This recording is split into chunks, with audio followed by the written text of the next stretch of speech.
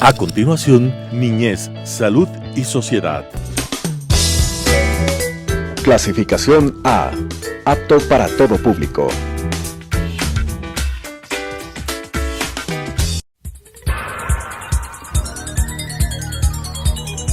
Las opiniones vertidas en este espacio por la producción y dirección del programa son de exclusiva responsabilidad de sus autores y de quienes intervienen en ellos.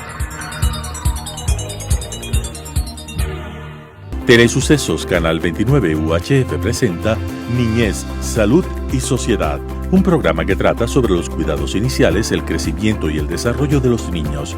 El buen vivir de la infancia es el futuro de la patria. Con la conducción del doctor Gabriel Ordóñez. Niñez, Salud y Sociedad. Con un atento saludo a nuestra teleaudiencia, empezamos el día de hoy un programa que se va a referir a la alimentación y la nutrición en la infancia. Para el efecto, cuento con la presencia de la doctora Mónica Reyes Pozo, quien fue una médica graduada en la Universidad Central del Ecuador e hizo su especialidad sobre nutriología en la Universidad San Francisco de Quito.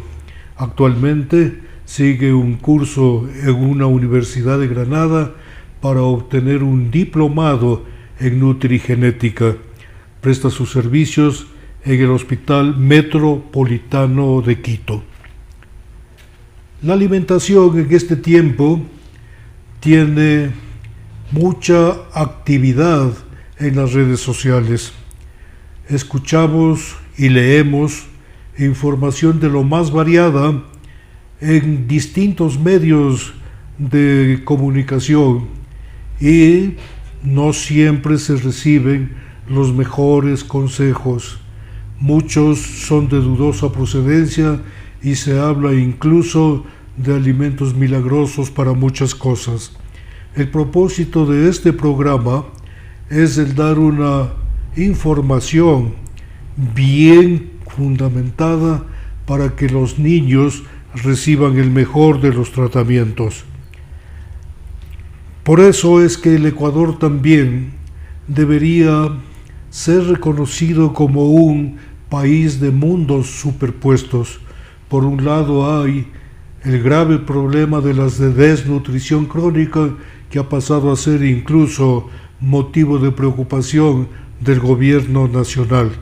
Y por otra parte, tampoco deja de existir los niños con obesidad. Entonces esto demanda que tengamos un conocimiento más apropiado y a fondo de cómo deberíamos manejar la alimentación y la nutrición de nuestros niños.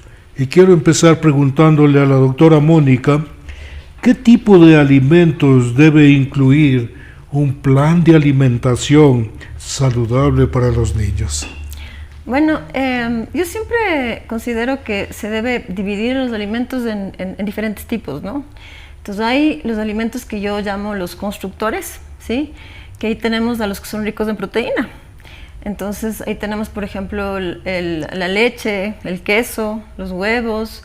Ahí también tenemos la carne, el pollo, el pescado, los mariscos, las vísceras, que en la costa ecuatoriana, por ejemplo, se come mucho hígado. Eso también tiene proteína, es un alimento que tiene proteína. Y en muchas ocasiones no tenemos acceso a ese tipo de alimentos. Entonces ahí pues es importante el recordar que los granos como la lenteja o el frijol también van a aportar proteína y pueden ser utilizados como un reemplazo, ¿no? de ese tipo de alimentos. Estos alimentos constructores son muy importantes porque tienen minerales como por ejemplo el calcio en la leche, el hierro en la carne, y tienen proteína también, que van a construir nuestro cuerpo, por eso se les llama alimentos constructores. Y luego tenemos los alimentos que yo les llamo los funcionales o reguladores, que son aquellos que permiten que nuestro cuerpo funcione. Y aquí tenemos a las frutas y a las verduras. Entonces, cuando hablamos de las frutas, es importante que los papás conozcan y los niños también conozcan que hay que consumir una variedad de frutas y verduras, ¿no? En las frutas, acordémonos, por ejemplo, que la vitamina es muy rica en vitamina C, pero la papaya es muy rica en vitamina A. Entonces, es importante el consumir una variedad de estos productos para que el cuerpo funcione adecuadamente. En la consulta muchas veces me preguntan, ¿debo consumir jugo? ¿No debo consumir jugo? Porque realmente el consumo de jugo, a lo menos en nuestras ciudades, es alto, ¿no? Y yo siempre les recalco que es preferible la fruta fresca, ¿no? La fruta fresca tiene la pulpa y tiene la cáscara, la fibra que el cuerpo necesita, ¿no? Y el rato que lo convertimos en jugo no va a tener los nutrientes que uno quisiera. Entonces yo sí les insisto que traten de consumir la menor cantidad de frutas en forma de jugo y que más bien traten de consumirla como fruta fresca. Y otra cosa que les indico es que tratemos de no consumir frutas enlatadas, ¿no? Estos duraznos en almíbar o estas ensaladas de frutas que ya vienen preparadas y que tienen mucho azúcar. Y otra cosa que también les hago hincapié es los frutos secos dulces, ¿no? Como pasas, arándanos, que si bien tienen un sabor rico, pero realmente es de azúcar pura. Entonces, realmente no va a tener la cantidad de nutrientes que uno quisiera. Entonces, eso en cuanto a las frutas. En cuanto a los vegetales, en cambio, igual que en caso de las frutas, ¿no? Hay que variar. Es importante el variar. Por ejemplo, la espinaca tiene complejo B y con la espinaca siempre tengo la pregunta de los papitos, ¿no? Y eso aporta hierro para la anemia. Entonces les digo, no, eso es un cuento de Popeye, porque Popeye lamentablemente fue el que fomentó que cuando se comían las espinacas iba a estar fuerte, y en la espinaca no hay hierro. Donde hay hierro es en la carne, en las vísceras como el hígado, pero por más que se tomen un zumo de espinaca con berros y alfalfa, la cantidad de hierro que aporta es mínima. Entonces no tiene hierro la espinaca, y eso sí, siempre les hago hincapié. Y por otro lado, por ejemplo, la zanahoria es rica en vitamina A, ¿no? Entonces hay que consumir una variedad de este tipo de alimentos. Y una consulta muy frecuente en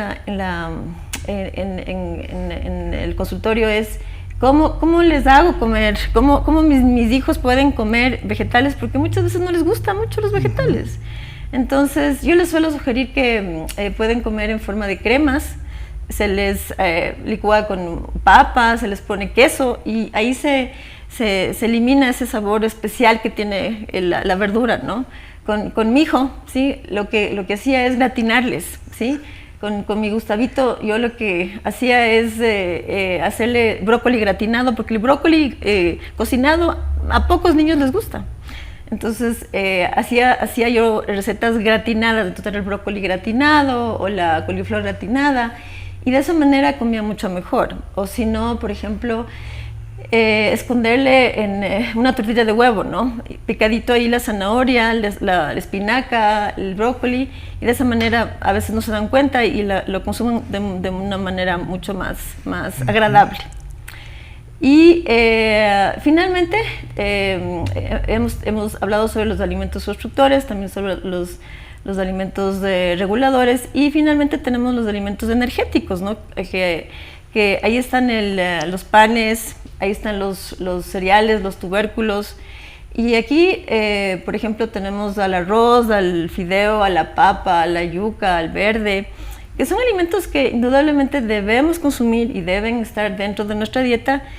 Y yo lo que recomiendo en este grupo especialmente es que tengan mucho cuidado en el tema de preparación, porque indudablemente una papita rica, pero muchas veces la papita frita es más rica todavía, pero no siempre es bueno comer la papita frita. Entonces yo les digo a los papitos que pueden comerse esa papita frita o ese patacón o ese madurito frito, pero que eso sea unas 2-3 veces por semana, ¿no? Pero que no sea la forma usual de consumo en la casa.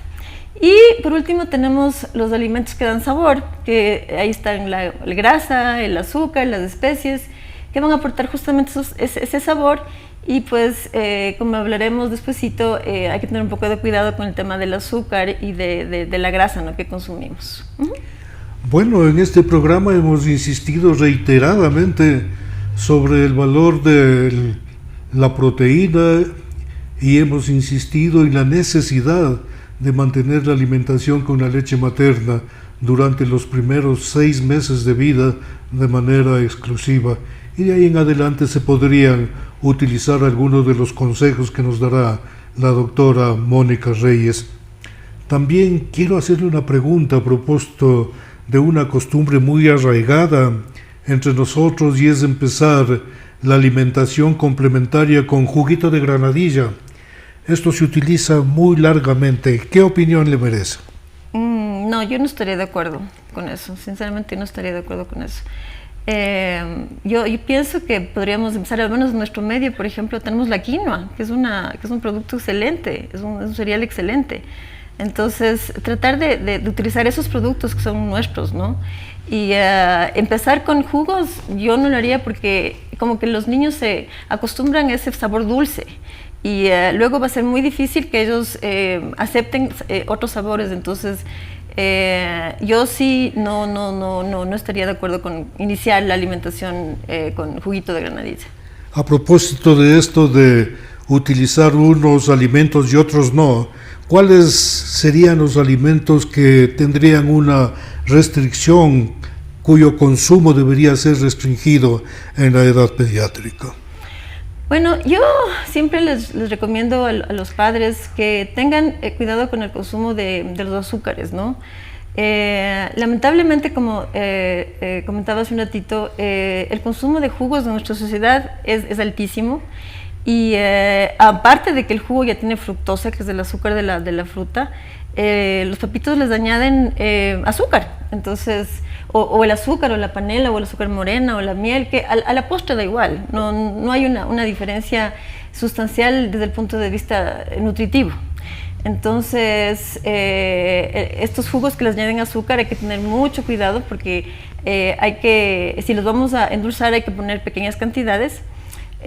Como mencionaba hace un ratito, también hay que tener mucho cuidado también en todos estos productos que ahora están. Uno va al supermercado y encuentra un montón de dulces y caramelos y productos que bueno, ahora no están yendo los chicos a clase y no fueron por un buen tiempo, no, pero en las loncheras había muchas galletas y muchos productos que son muy ricos en azúcar, ¿no? Entonces esos hay que tener pues cuidado y tratar de que no vaya esto en la lonchera y que los chicos no coman eso en un refrigerio. Otro elemento que me parece a mí que es bien importante el que se tome en cuenta es el tema de la grasa, ¿no? Como hablamos un ratito, es bueno el consumir de vez en cuando un alimento frito, pero hay que tener cuidado porque el exceso de consumo de grasa, especialmente de grasa saturada, pues no es bueno, y yo veo mucho en la consulta niños con sobrepeso, inclusive con resistencia a la insulina, que es una fase previa a una prediabetes, y la base está en la mala alimentación que llevan en casa, ¿no? Y dentro de esa alimentación inadecuada está pues el excesivo consumo de grasa, ¿no? Y de grasa saturada en los alimentos fritos que ellos consumen. Entonces hay que tener cuidado con eso y más bien incorporar grasas buenas dentro de la alimentación. Por ejemplo, el aguacate tiene grasa monosaturada, que es muy sana, muy buena. Las almendras, las nueces tienen también grasa monosaturada, que es buena. También hay que incorporar grasas poliinsaturadas, como lo hay en la canola o en el aceite de soya, o también en ciertos pescados. Por ejemplo, la tilapia es un pescadito que tiene este omega 3 que es excelente para nuestra salud. Y el incorporar este tipo de grasas buenas de nuestra salud nos va a servir para la niñez, para la juventud y para cuando seamos adultos. Y finalmente, otro elemento que hay que tener cuidado es la sal, el consumo de sodio. Uno de los problemas que yo tenía en el consultorio justamente era que los papás les dan a los chicos como bebida el Gatorade o cualquiera de estos productos, estas bebidas deportivas, ¿no? Uh-huh. Y lamentablemente estos productos tienen mucho sodio y se sabe que el excesivo consumo de sodio produce excreción del calcio, o sea, sale calcio por la orina. Y si los niños están formando sus huesitos y consumimos mucho de estas bebidas deportivas, pues va a ser en detrimento de los huesitos de los niños, del calcio que está en el interior de los huesos. Entonces, al sodio hay que tenerle mucho cuidado, no añadir cantidades excesivas y especialmente no consumir este tipo de productos como las bebidas deportivas, a menos que el niño haga deporte, ¿no? Si hace deporte, se hidrata con una bebida deportiva, perfecto, pero no se lo debe utilizar como una forma de hidratación normal. ¿Cómo descubrir que un niño tiene alguna alergia de origen alimentario? Alguna de esas que pone incluso en peligro su vida, como las alergias al maní, a los cacahuates, y serían alimentos que estarían definitivamente proscritos de ser utilizados en esos niños que tienen ese tipo de problemas. ¿Cómo lo descubriríamos? Bueno, ahí creo que es importante primero el identificarnos. O sea, la madre siempre nos cuenta que cuando come cierto alimento, ¿sí? Le va a producir alergia, va a tener, qué sé yo, diarrea, o va a tener dolor abdominal, o se va a enronchar, o va a tener un eczema, se va a poner rojito, la piel se va a poner roja. Entonces, la madre, al hacer las preguntas respectivas a la madre, ella nos va a indicar en qué momento el niño, ¿sí? Va a presentar ese tipo de reacción en su organismo, y así podríamos ir viendo qué tipo de problema tiene. Pero en esos casos específicos en los que pensamos que puede tener ya una alergia, ¿no? Es importante una interconsulta con un alergólogo para que le haga las pruebas pertinentes para saber específicamente a qué tipo de alimento tiene, porque puede ser una simple reacción en la piel, bronchitas y eczema, pero eso puede llegar inclusive a un edema neurótico, ¿no? El que se le cierra la vía respiratoria al niño y no va a poder respirar y se puede morir. Entonces, en esos casos sí hay que hacerle ya pruebas muy específicas que hacen los alergólogos para poder determinar a qué alimento tiene alergia el niño. Ahora, una cosa que sí es bien importante es que a veces la gente confunde intolerancia con alergia, ¿no? Por ejemplo, la leche. En la leche hay la alergia a la caseína y hay la intolerancia a la lactosa, que son dos cosas completamente diferentes, ¿no? La alergia a la caseína es justamente el cuerpo empieza a producir anticuerpos en contra de este producto que es la caseína, y va a generar esta reacción que estábamos hablando hace un ratito. En cambio, en el caso de la lactosa es que la persona no tiene la enzima que digiere la lactosa. Entonces esto no es un proceso alérgico. En este caso, más bien, al no tener la enzima no se digiere la lactosa, y al pasar al intestino grueso pues sin ser digerido, la persona va a tener gases y diarrea y este tipo de síntomas que son propios de una intolerancia a la lactosa. Un muy buen consejo, toda vez que la persona que se encarga de alimentar al niño tiene la oportunidad de descubrir estos problemas que han sido mencionados para que sean oportunamente comunicados al médico y se puedan tomar las medidas pertinentes. Hay también ahora en esta época el uso de la leche de soya, leche de almendras, ese tipo de complementos alimentarios. ¿Qué tan buenos serían en el propósito de sustituir a la leche de vaca? Como siempre les digo en la consulta, nunca se puede comprar estas bebidas, les digo yo, no tanto leches, no bebidas, con la leche de vaca, porque realmente si uno se fija en la etiqueta nutricional, la cantidad de nutrientes es mínima, prácticamente no tiene proteína. Si le añade el calcio, este calcio se precipita en este tipo de leches, y la cantidad de calorías es muy bajita. Entonces, al comparar una leche de soya o almendra o de coco con la leche de vaca, yo siempre les insisto a los papás que nunca hagan eso, que no deben hacer esto. Lamentablemente, ahora vivimos en una época en la que se tiende mucho al vegetarianismo, al veganismo, y se está usando muchísimo este tipo de leches. Pero yo definitivamente creo que en los niños y en los jóvenes no se debe utilizar eso como un reemplazo a la leche de vaca. Se puede tomar como una bebida en un refrigerio, pero sustituirle a la leche de vaca por este tipo de bebidas alternativas, yo estoy en contra de eso, porque no tiene ni los nutrientes ni las calorías que el organismo de un niño necesita.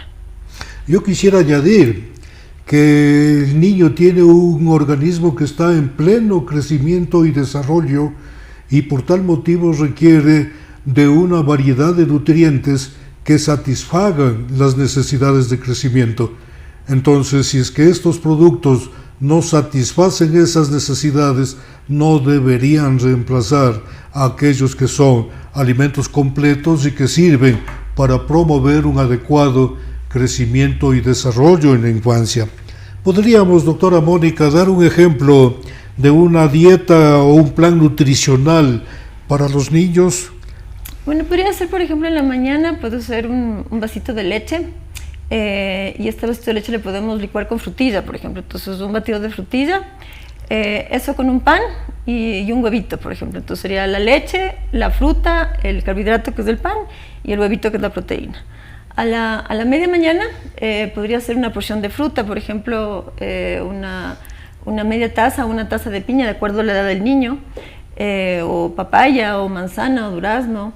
En el almuerzo, la proteína, cuya porción va a depender de la edad del niño también, pero puede comerse un pedazo de pollo, de carne, de pescado, o una porción de frijol o de lenteja, por ejemplo, que le reemplazarían a la carne, el pollo y el pescado.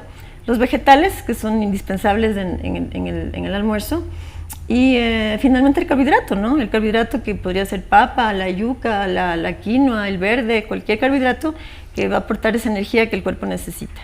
Y como decía hace un ratito, yo prefiero que antes que jugo consuman la fruta como tal y tomen agua o una limonada como un refresco para el almuerzo.